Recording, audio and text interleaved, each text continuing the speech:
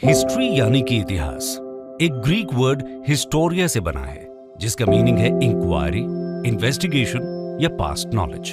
हम सभी जानते हैं कि अतीत का अध्ययन पिछली घटनाओं के साथ साथ इन घटनाओं से जुड़े खोज, संग्रह और व्याख्या से संबंधित होता है, और इसी कारण हिस्ट्री के रिकंस्ट्रक्शन में हिस्टोरिकल सोर्सेज की एक अहम भूमिका होती है। इन सोर्सेज को दो भागों में विभाजित किया जा सकता है। पहला नॉन लिटरेरी सोर्सेज और दूसरा लिटरेरी सोर्सेज।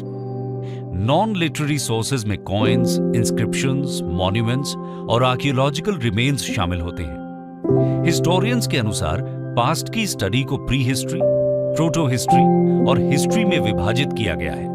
प्री हिस्ट्री इतिहास के उस हिस्से से जुड़ा है जब राइटिंग यानी कि लेखन का आविष्कार नहीं हुआ था।